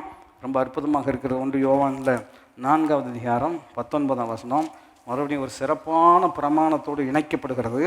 என்னவென்று கேட்டால், தேவன் நமக்கு செய்யாததை நாம் செய்ய வேண்டும் என்று ஒருபோதும் அவர் சொல்வது இல்லை. இன்னொரு கோணத்தில் கவனிக்க வேண்டும் என்று சொன்னால், அவர் செய்தால்தான் எப்படி செய்ய வேண்டும் என்கின்ற அறிவே நமக்கு என்ன செய்யும், உண்டாக்கக்கூடியதாக இருக்கிறது. இந்த வசனத்தை நீங்கள் கவனிக்க உங்களை உற்சாகப்படுத்துகிறேன். 19ஆம் வசனம் இல்லையா? 1 யோவான் 4வது அதிகாரம் 19ஆம் வசனம், அவர் முந்தி நம்மிடத்தில் அன்பு கூர்ந்தபடியால் நாமும் அவரிடத்தில் ரொம்ப இருக்கும். ஆண்டவரே, நான் அன்பு கூறணும் அப்படின்னு சொன்னீங்கன்னா, அவர் எவ்வளவு அன்பு கூர்ந்திருக்கிறார் என்பதை நாம் உணரச் செய்யும் பொழுது தான் அவனுடைய விளைவு நாம் அவரில் என்ன செய்கிறோம். ஒரு அம்மா இருக்காங்கல்லவா, பைபிளில் நீங்கள் கவனிச்சிருக்கீங்க, சுவிசேஷத்தில் இயேசுனுடைய வந்து ஒரு விலையேறப்பெற்ற நலதம் என்னும் தைலத்தை உடைத்து ஊற்றி, அப்புறம் கண்ணீரால் அவருடைய பாதத்தை நனைத்து தன்னை முடியினால் அதை என்ன செய்கிறார், துடைத்து கொண்டு இருக்கிறத வேதம் சொல்லுகிறார் அல்லவா? அப்போ அங்கே இருக்கிற பரிசேயரெல்லாம் இப்போ ஒன்று இது வேஸ்ட்டுன்னு சொல்கிறாங்க. வேஸ்ட்னா இந்த தைலம் உடைச்சது என்னது, இது வேஸ்ட்டு, அப்படி ஒரு கண்ணோட்டம் இருக்கிறது. இன்னொரு கண்ணோட்டம் எப்படி சொல்கிறாங்க அப்படின்னு சொன்னோம்னா, இப்படி ஒரு பாவியான ஸ்திரீ தன்னை தொடுவதற்கு இவர் இடம் கொடுப்பார் என்று சொன்னால், இவருக்கு இந்த நிதானமே இல்லாமல் இருக்கிறாரு அப்படிங்கிற மாதிரி சொல்கிறாங்க. If only he knew what kind of woman she is, இது எப்படிப்பட்ட ஸ்திரீ என்பதை இவர் அறிந்திருந்தால் பக்கத்தில் என்ன செஞ்சுருக்க மாட்டார், விட்டுருக்க மாட்டார். இதுலேருந்து என்ன தெரியுது அப்படின்னு சொன்னால், இவருக்கு நிதானமே அப்படின்னு ஒரு கிரிட்டிசிசம் எல்லாம் சொல்கிறாங்க. அப்படி இருக்கும் பொழுது இயேசு இதையெல்லாம் அறிந்துட்டு பேதுருவிட்ட கேட்குறாரு, ஒருத்தனுக்கு அதிகம் மன்னிக்கப்பட்டிருக்கும் பொழுது ஒருவனுக்கு குறைவாக மன்னிக்கப்பட்டிருக்கும் பொழுது யார் அதிகமாக அன்பு கூறுவா? யாருக்கு அதிகம் மன்னிக்கப்பட்டிருக்கிறதோ அவர்கள் அதிகமாக என்ன செய்வார்கள், அன்பு கூறுவார்கள். காரணம், அவங்களுடைய தவறுக்கு கட்டாயம் தண்டனை கொடுக்கப்பட்டிருக்கணும். ஆனால் அந்த தண்டனைக்கு மாறாக தயவாக கிருபையாக கர்த்தர் மன்னிப்பை கொடுத்ததுனால நான் அவர் மேல் இன்னமும் அதிகம் என்ன செய்கிறேன், அன்பை நான் காட்டுகிறேன். இங்கே இருக்கிற எல்லாருக்கும் அதிகம் மன்னிக்கப்பட்டிருக்கிறோம். எத்தனை பேர் புரிந்து ஆமேன்னு சொல். இதை மாத்திரம் கொஞ்சம் புரிஞ்சுக்கிட்டோம் அப்படின்னு சொன்னோம்னா ஆட்டோமேட்டிக்காக அவங்க மேலே என்ன வந்துடும். நான் சொல்வது எத்தனை பேர் புரிந்து கொள்ள முடியும்? இதை இன்னொரு கோணத்தில் உதாரணப்படுத்தும்படியாக விரும்புகிறேன். இப்போ அன்பானவர்கள் இருக்கிறார்கள் இல்லையா, பெற்றோராக இருக்கலாம், உடன் பிறந்தவர்களாக இருக்கலாம். அவங்கெல்லாம் இருக்கும் பொழுது, உயிரோடு இருக்கும் பொழுது அவங்க செஞ்சதெல்லாம் பெருசாக என்ன செய்ய மாட்டாங்க. ஏன்னா இவங்க எல்லோரும் பிஸியாக இருக்கிறாங்க. அதனால் அவங்க வேலை பார்த்துட்டு இருப்பாங்க, அன்பாக இருக்கிறாங்க, அதெல்லாம் இருக்கட்டும். ஆனால் ஒரு காலகட்டம் வரும் பொழுது அவர்கள் கர்த்தருக்குள் என்ன செய்கிறார்கள், நித்திரை அடைந்துடுறாங்க. நித்திரை அடைந்ததுக்கு அப்புறம்தான் ஞாபகம் வரும். என்னெல்லாம் ஞாபகம் வரும்னு சொன்னோம்னா, அவங்க என்னெல்லாம் நன்மை செஞ்சாங்க, என்னெல்லாம் உதவி செஞ்சாங்க, சின்ன சின்ன விஷயம்லாம் என்ன செஞ்சுருப்பாங்க. அதெல்லாம் ஞாபகம் வரும் பொழுது தான் நமக்கு புரிகிறது, இவ்வளோ நன்மை அவர்கள் நமக்கு செய்திருக்கிறார்கள் என்று சொல்லும் பொழுது, அதை புரியும் பொழுது ஆட்டோமேட்டிக்காக கண்ணிலிருந்து என்ன வருகிறது.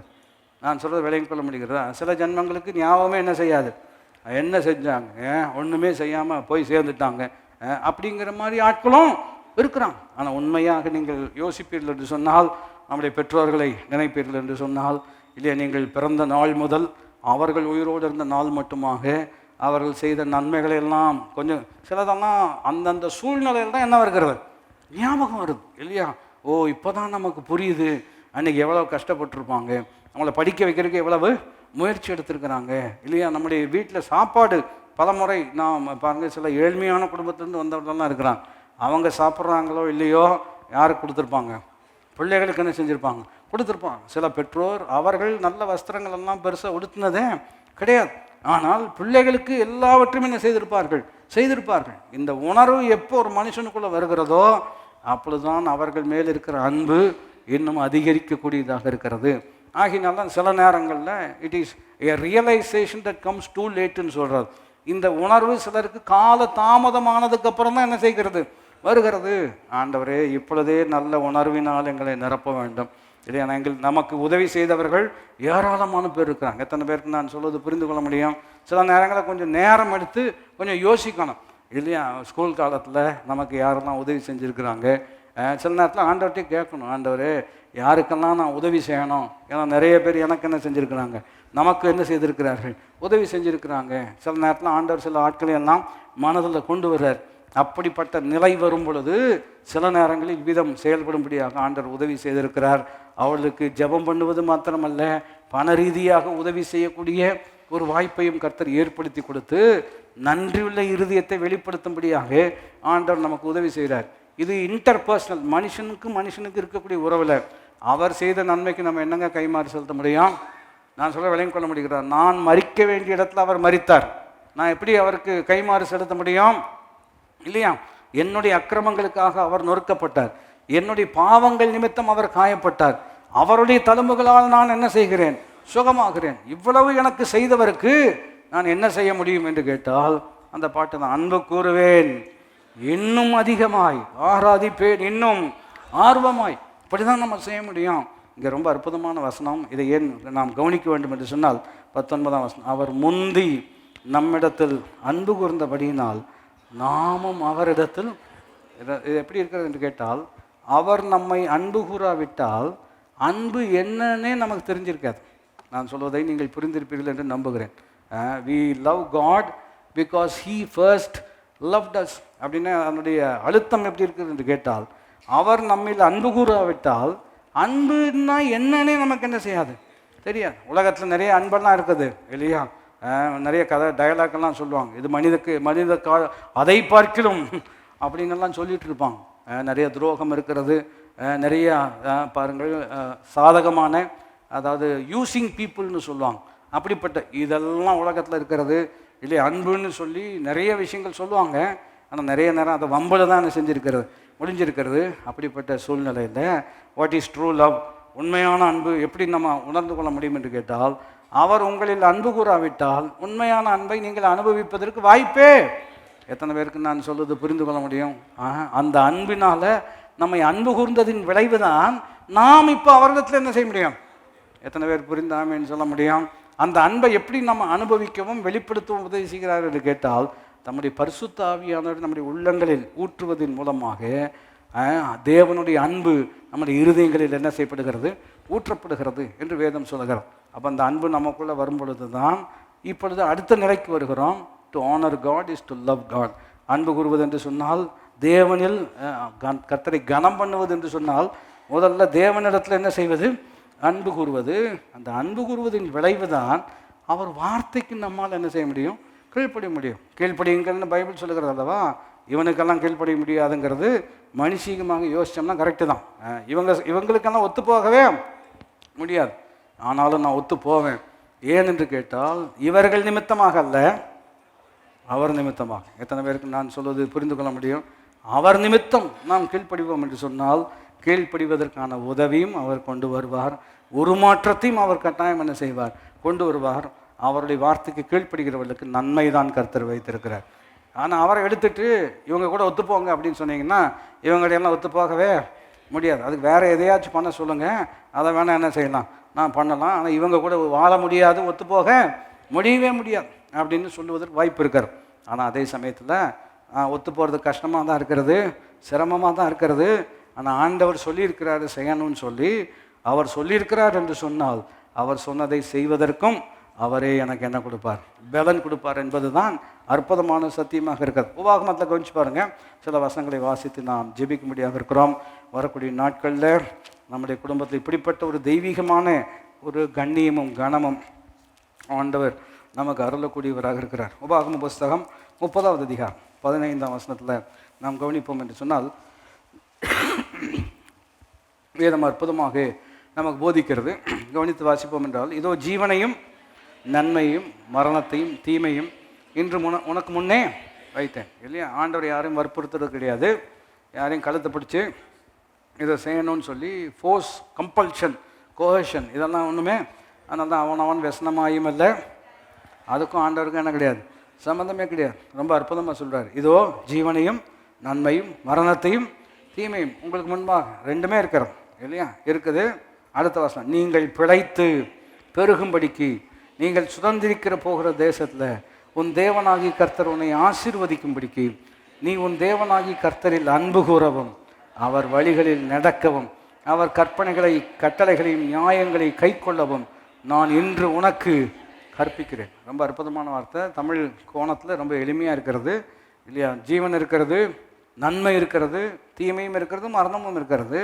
ஆனால் நீங்கள் வாழ்ந்து 16 நீங்கள் பிழைத்து பெருகும்படிக்கு, நீங்கள் வாழ்ந்து செழிக்கும்படிக்கு, நீங்கள் சுதந்திரிக்க போகிற தேசத்தில், அவங்க சுதந்திரிக்க போகிற தேசம் நமக்கு கோயம்புத்தூரில் நாம் இருக்கக்கூடிய தேசத்தில், இல்லையா? உன் தேவனாகிய கர்த்தர் உன்னை ஆசீர்வதிக்கும்படிக்கு உன் தேவனாகிய கர்த்தரில் அன்பு கூறவும் அவர் வழிகளில் நடக்கவும் நான் உனக்கு கற்பிக்கிறேன். ஐ வில் டீச் யூன்னு சொல்கிறார். எத்தனை பேர் அதுக்காக சந்தோஷப்படுறீங்க? அன்பு கூற நான் சொல்லித்தரேன், கீழ்ப்படிவதற்கு நான் என்ன செய்கிறேன், சொல்லித்தரேன். ஏனென்றால் இது ரெண்டும் செஞ்சால்தான் நாம் இந்த தேசத்தில் வாழ்ந்திருப்போம், சுகித்திருப்போம். நம்முடைய குடும்பம் எப்படி இருக்கும், ஆசீர்வாதமாக இருக்கும். கற்பிப்பேன்னு சொல்கிறாரு. 19ஆம் வசனம் வரும் பொழுது, நான் ஜீவனையும் மரணத்தையும் ஆசீர்வாதத்தையும் சாபத்தையும் உனக்கு முன்பாக வைத்தேன் என்று உங்கள் மேல் வானத்தையும் பூமியும் என்று சாட்சியாக வைக்கிறேன். ஆகையால் நீயும் உன் சந்ததியும் பிழைக்கும்படிக்கு நீ ஜீவனை தெரிந்து கொள். அதாவது இப்போ உதாரணத்துக்கு ரொம்ப அற்புதமாக இருக்கிறோம். இல்லையா? ஜீவன் இருக்குது, மரணம் இருக்கிறது, நீங்களே சூஸ் பண்ணுங்க அப்படின்னு சொன்னார். என்ன சொன்னோம்னா நம்ம என்னத்தை சூஸ் பண்ணிடுவோம், தப்பான விஷயத்தை சூஸ் பண்ணுறதுக்கு என்ன இருக்கிறது. ஏன்னா எப்போ பாவம் பிரவேசித்ததோ அப்போ தீமையை நன்மைன்னு சொல்கிறது, நன்மையை தீமைன்னு சொல்கிறது. ஒரு ஒரு இவ்விதம் ஒரு பழக்கம். அது எவ்வளோ உண்மைன்னு தெரியாது.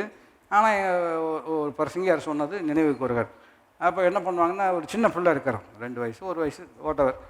அப்போது என்ன பண்ணுவாங்க அப்படின்னு சொன்னோம்னா, ஒரு டேபிளில் ஒரு பணம் வச்சுருப்பாங்க, அப்புறம் ஒரு பைபிள் வச்சுருப்பாங்க எக்ஸாம்பிள், அதுக்கப்புறம் ஒரு ஒரு ஒரு பானம் ஓட்டவர் இல்லையா அது வச்சுருப்பாங்க.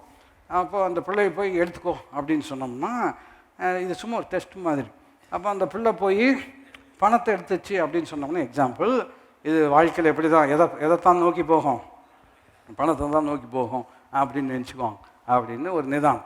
அந்த பிள்ளை போய் அந்த பானத்தை எடுத்து குளிச்சிருச்சுன்னா, ஓ இது வாழ்க்கையில் இது இப்போ குடிகாரனாக தான் என்ன செய்யும், போகும் போல.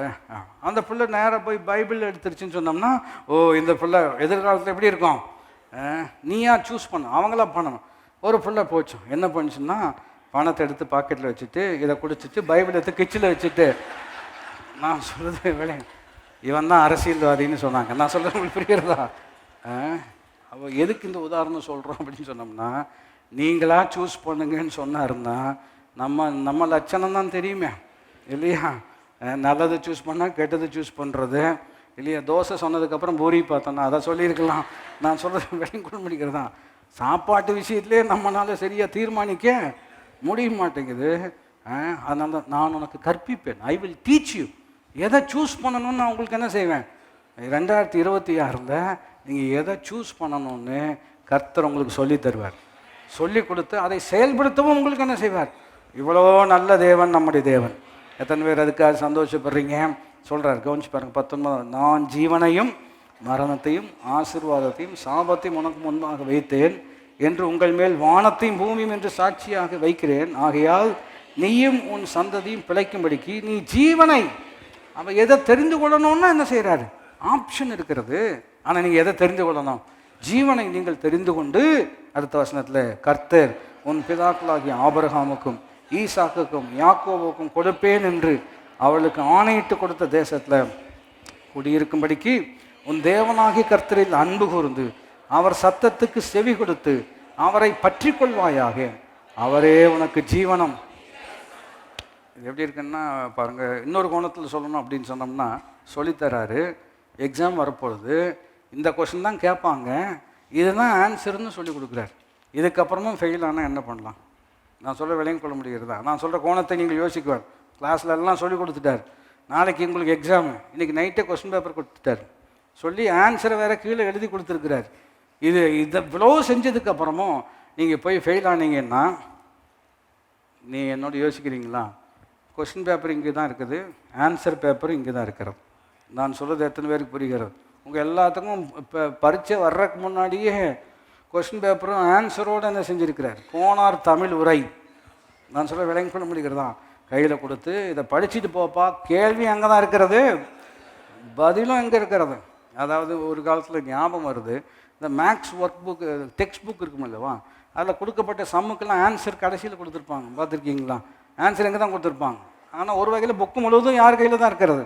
நம்ம கையில் தான் இருக்குது. அங்கே ஒர்க் அவுட்டும் பண்ணியிருக்கிறாங்க, ஆன்சரும் கொடுத்துருக்குறாங்க. அதுக்கப்புறமும் ஃபெயில் ஆனோம் அப்படின்னு சொன்னோம்னா கஷ்டம். நான் சொல்லுகிறேன், ஃபெயில் ஆகாமல் பார்த்து கொள்ளக்கூடிய தேவன் நம்முடைய தேவன், உதவி செய்யக்கூடிய தேவனாக இருக்கிறார். ஆகினால அவரை நோக்கி பார்த்த முகங்கள் வெட்கப்பட்டு போகவே கிடையாது. அவர் சொல்கிறார், நீ ஜீவனை தெரிந்து கொண்டு அன்பு கூர்ந்து வசனத்தை பிடித்து கொண்டா என்று சொன்னால் அவரே உனக்கு ஜீவனம், அவரே தீர்க்க ஆயுசுமாக மாறுகிறார், அவரே நம்முடைய குடும்பத்தில் அங்கமாக மாறுகிறார். அதனுடைய விளைவு நம்முடைய குடும்பம் இருக்க வேண்டிய விதமாக இருக்க கர்த்தரே நமக்கு உதவி செய்யக்கூடியவராக இருக்கிறார். புரிந்தவர்கள் கை உயர்த்தி ஆமேன் என்று சொல்லுவேன். சங்கீதம் 34:11 நீங்கள் நோட் பண்ணிக்கலாம். கர்த்தருக்கு பயப்படுவதை உங்களுக்கு போதிப்பேன். I will teach you how to fear God. இல்லையா? எப்படி அவருக்கு கீழ்ப்படியணும் நானே உங்களுக்கு சொல்லித்தரேன்னு சொல்கிறார். கற்பிப்பேன் என்று சொன்னவர் மாத்திரம் கிடையாது, செய்யும்படி உங்களுக்கு உதவியும் பண்ணுவேன்னு சொல்கிறார். இல்லை, டீச் பண்ணுறது மாத்திரம் கிடையாது, அதை செயல்படுத்துவதற்கும் என்ன செய்கிறார்? நீங்கள் ஒரு வகையில் கவனித்து பார்த்தீங்கன்னா எல்லாமே செய்து கொடுக்குறார். அதனால தான் இயேசு சொல்கிற, என்னால் அன்றி உங்களால் ஒன்றுமே செய்ய முடியாது. அதுக்கு இணை வசனம், என்னை பலப்படுத்துகிற கிறிஸ்துவினாலே எல்லாவற்றையும் செய்ய எனக்கு சொல்லித்தரதும் அவர் தான், கீழ்ப்படிவதற்கு உள்ளம் கொடுப்பதும் அவர் தான், செயல்படுத்துவதற்கான பலன் கொடுப்பதும் அவர் தான். கர்த்தர் எல்லாவற்றையும், கர்த்தர் எனக்காக யாவற்றையும் செய்து முடிக்கிறார். எசேக்கியேலெல்லாம் கவனித்து பார்த்தீங்கன்னா மறுபடியும் ரொம்ப அற்புதமான வார்த்தை. இவைகளெல்லாம் நாம் ஜெபமாக வாழ்க்கையில் ஏறெடுப்பது ரொம்ப ரொம்ப முக்கியம். எசேக்கியேல் 36வது அதிகாரத்தில் கற்றுக் கொடுத்தால் மாத்திரம் போதாது, செயல்படுத்துவதற்கும் உதவி செய்கிறார். இதை எப்படி இன்னொரு கோணத்தில் சொல்லலாம்னா, சொல்கிறத சொல்லியாச்சு, கேட்குறது உங்கள் பிரச்சனை, கீழ்ப்படுகிறது உங்கள் பிரச்சனை, நம்மளால் இவ்வளவு தான் முடியும், இதுக்கு மேலே உங்களுக்கு உதவியெல்லாம் என்ன செய்ய முடியாது அப்படின்னு ஒருவர் சொல்லுவார்னு சொன்னால், ஒரு டீச்சர் சொல்கிறான், சொல்லித்தான் தர முடியும், உனக்காக நான் எக்ஸாமெல்லாம் என்ன செய்ய முடியாது, எழுத முடியாது. அவங்க சொல்கிறது நியாயம் இருக்கிறது, புரிஞ்சு கொடுக்குறோம்.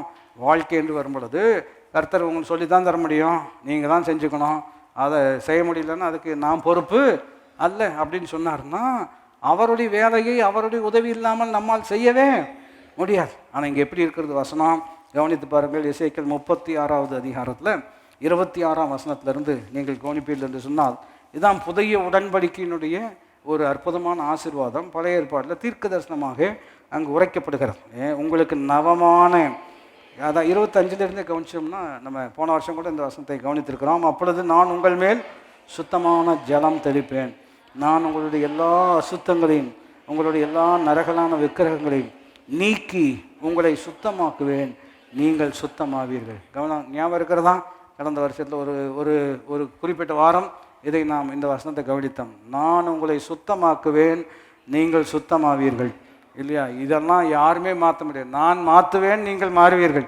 எத்தனை பேர் புரிந்தாமேன்னு சொல்ல முடியும்? அவர் சுத்தம் பண்ணுவார், கட்டாயம் நாங்கள் எப்படி தான் இருப்போம். நான் பரிசுத்தராக இருக்கிறது போல நீங்களும் பரிசுத்தமாக இருங்கள் சொன்ன அதே ஆண்டவர் நானே உங்களை பரிசுத்தமாக்குகிற கர்த்தர்னு சொல்கிறார். எத்தனை பேர் அவருடைய உதவிக்காக நம்ம நன்றி செலுத்தணும். அடுத்த வார்த்தை, சுத்தம் பண்ணதுக்கப்புறம் உங்களுக்கு நவமான இருதயத்தை கொடுத்து உங்கள் உள்ளத்தில் புதிதான ஆவியை கட்டளையிட்டு கல்லான இருதயத்தை உங்கள் மாம்சத்திலேருந்து எடுத்து போட்டு சதையான, இதெல்லாம் ரொம்ப அற்புதமான கல்லான இருதயம்னா நம்ம சொல்கிறோம் கல் நெஞ்சன் என்ன சொல்கிறார். என்ன சொன்னாலும் அவனுக்கு ஒன்றும் ஏறவே மாட்டேங்குது, கொஞ்சம் ஈவு இறக்கமே இல்லை, கல் நெஞ்சம் அப்படின்னு சொன்னால் ஹார்ட் அண்ட் ஹார்ட் இருக்கிறோம். என்ன வேணால் சொல்லிக்கணும், அப்படி தான் இருப்பேன் என்கின்ற ஒரு முரட்டுத்தன்மை. பைபிள் சொல்லுகிற அந்த கல்லை நான் எடுத்துட்டு I will give a very responsive heart. சதையான இருதயம்னு சொல்லும் பொழுது ஹார்ட் தட் வில் ரெஸ்பாண்டுன்னு இருக்கிறோம். இந்த ரெஸ்பாண்டுங்கிறத புரிஞ்சு கொள்ளணும் அப்படின்னு சொன்னோம்னா, இல்லையா, ரீசசிட்டேஷன் பண்ணினார்கள் but the heart did not respond அப்படின்னு சொன்னால் என்ன அர்த்தம்? இல்லையா, ஒருவருக்கு இருதய துடிப்பு குறைந்து விட்டது, நின்று விட்டது, உடனே ஷாக்கெல்லாம் கொடுக்குறாங்க. இல்லையா, பார்த்துருக்கீங்களா? ஷாக்கெல்லாம் கொடுப்பாங்க. கொடுத்ததுக்கப்புறம் மறுபடியும் என்ன ஆயிரும்? ரிவைவ் ஆகிரும். சிலருக்கு 1 2 3 தடவை, அது எத்தனை தடவையோ நமக்கு கணக்கு தெரியாது. பண்ணினதுக்கப்புறமும் அவங்க சொல்லுவாங்க it is not at all reviving அப்படின்னு சொன்னால், ரெஸ்பான்ஸே இல்லை அப்படின்னு சொன்னோம்னா இதுக்கு மேலே இதை வச்சுட்டு ஒன்றும் பண்ணவே முடியாது. ஆண்டவர் சொல்கிறாரு அதை அகற்றிட்டு நல்ல ரெஸ்பான்சிவ் ஹார்ட். எப்படிப்பட்ட ரெஸ்பான்சிவ் ஹார்ட்னா, சாம்வேலே அப்படின்னு சொன்ன மாத்திரத்தில் அடுத்த பதில் வருகிறது, சொல்லும் அடியேன் என்ன செய்கிறேன், கேட்கிறேன் என்கின்ற அற்புதமான ஒரு ரெஸ்பான்ஸ். இல்லையா? இப்போ குடும்பத்தில் அப்படி தாங்க இருக்கிறது. பேர் சொல்லி கூப்பிட்ட மாத்திரத்தில் சொல்லுங்கம்மா அப்படின்னு, என்ன அப்படின்னு ஒரு ரெஸ்பான்ஸ் வர்றதுக்கும், நான் சொல்கிறது உங்களுக்கு புரிகிறதா? சொல்லுங்கம்மா அப்படின்னு சொல்கிறதுக்கு என்ன இருக்கிறது வித்தியாசம்? சொல்லுங்கம்மா இந்த வேலைக்கு வேறு வேலை பாருங்கம்மா அப்படின்னு அதே டோனில் வந்தாலும் நான் சொல்கிறது விலைக்கு கொள்ள முடிகிறதா?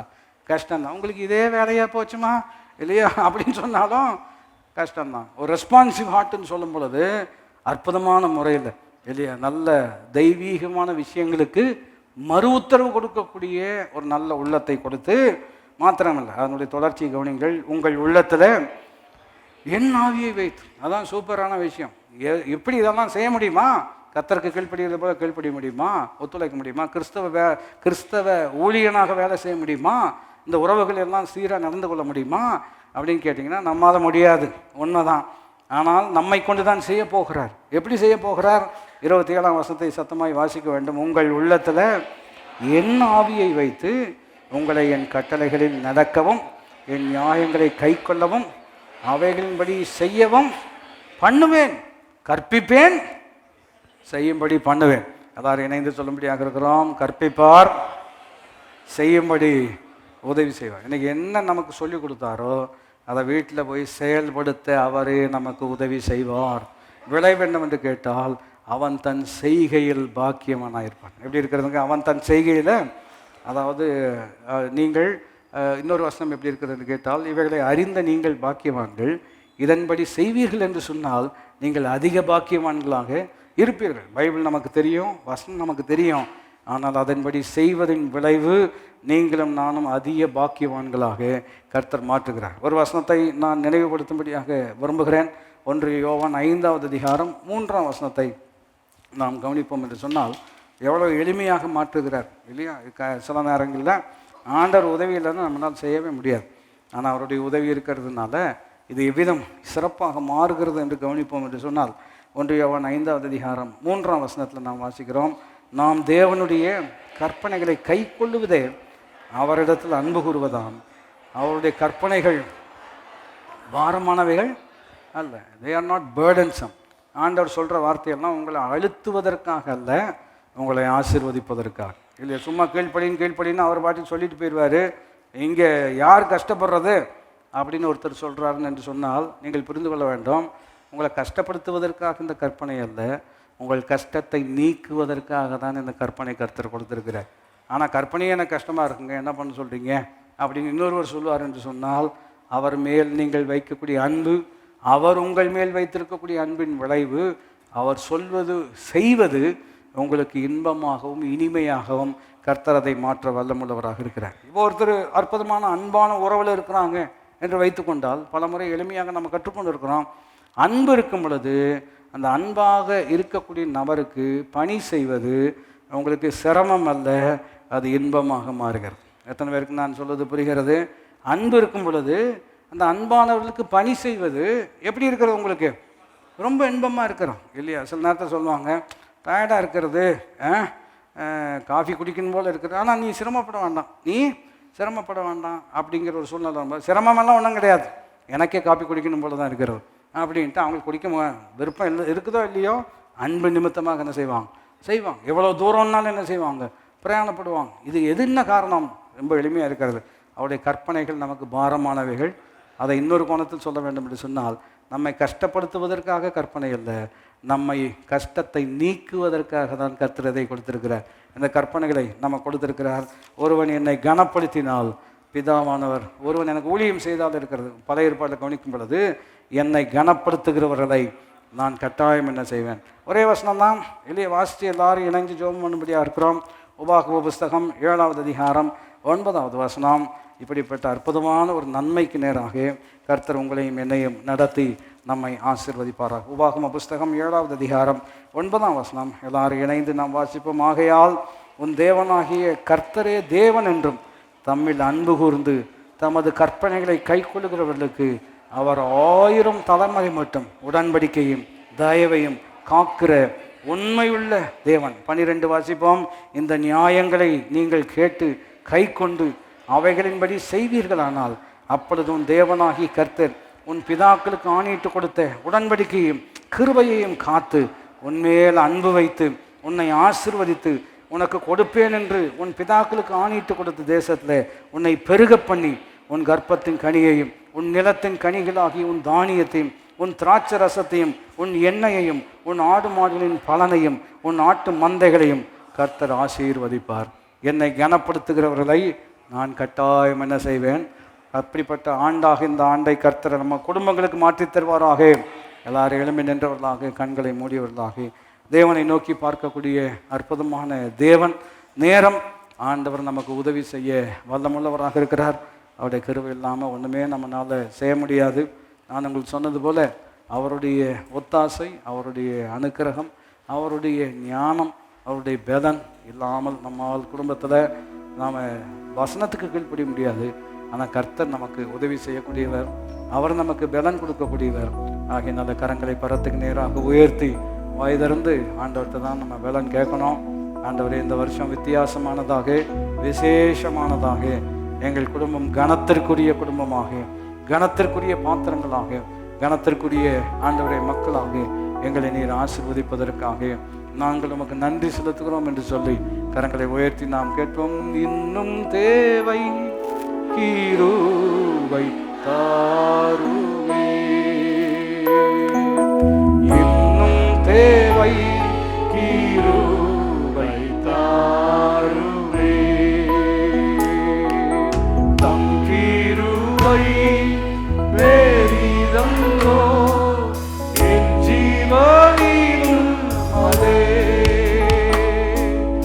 இம்மட்டும் காத்தருவே,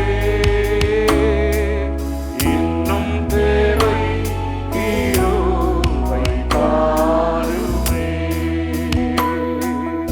இன்னும் தேவை கிருபை தாருமே. நல்ல ஆண்டவரே, உங்களுடைய பாதம் நாங்கள் பணிகிறோம். ஆண்டவரே, எங்களுடைய வாழ்க்கையில் ஆண்டவரே உம்மை நாங்கள் மையப்படுத்த, உடைய வசனத்தை நாங்கள் முக்கியப்படுத்த, உம்முடைய பலனை கொண்டே நாங்கள் வாழ நீரே எங்கள் ஜீவனம், எங்கள் தீர்க்காயுசுமாய் நீர் இருப்பதற்காக நன்றி. வந்து வசனத்தை கேட்ட ஒவ்வொருடைய வாழ்க்கையிலும் நீர் சொன்ன வார்த்தைகளை நாங்கள் நினைவு கூறுகிறோம்.